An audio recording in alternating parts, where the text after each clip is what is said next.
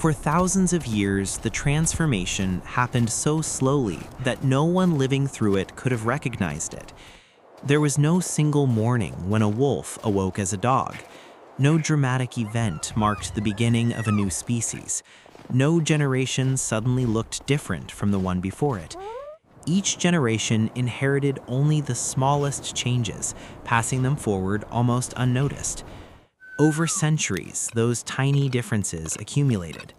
Over millennia, they became impossible to ignore. This is how evolution works. Nature rarely draws clear boundaries. Instead, it creates long transitions where every generation appears ordinary, while the destination slowly moves farther away from the starting point.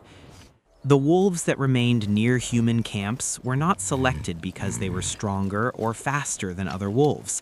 They survived because they tolerated a different way of life. Individuals that were less fearful of people wasted less energy fleeing. Those able to live near human settlements gained reliable access to discarded food. Their pups were born into an environment where human presence had become part of everyday life rather than something to avoid. Generation after generation, these advantages continued to shape the population.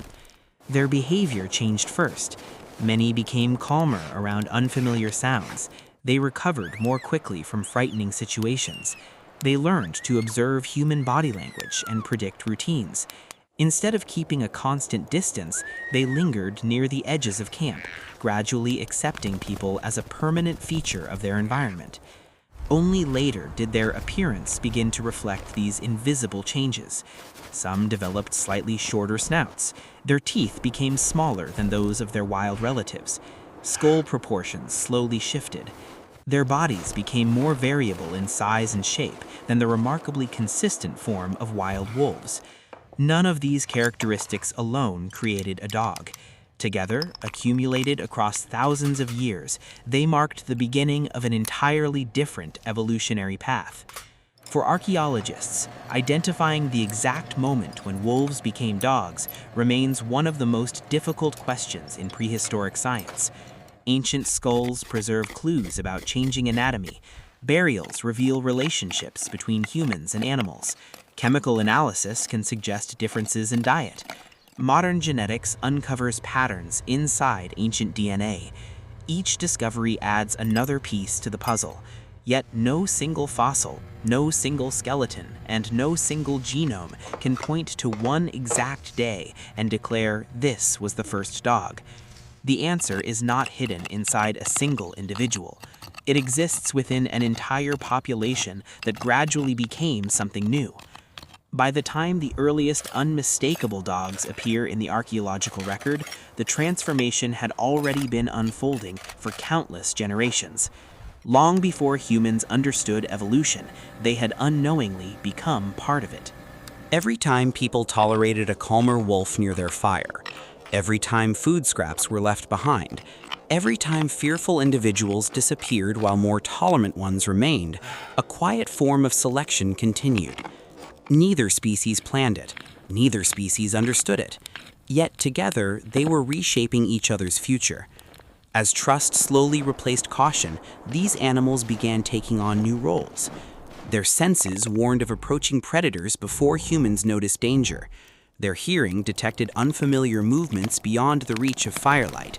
Their noses identified scents carried by the wind. Some likely followed hunting parties, not because they had been trained, but because cooperation benefited both hunter and animal.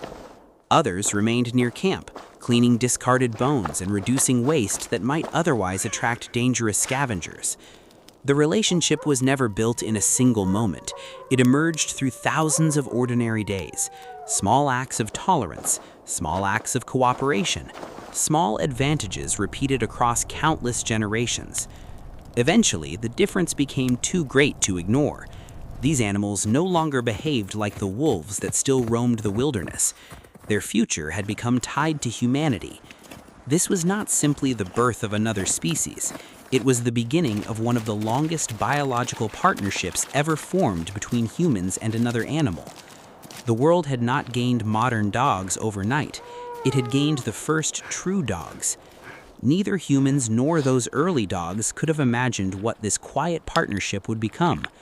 Together, they would cross frozen rivers, mountain passes, endless grasslands, dense forests, and distant coastlines. They would adapt to new climates, encounter unfamiliar wildlife, and accompany people into lands where neither species had ever lived before. The story of how dogs came into existence is complete, but their greatest journey is only beginning.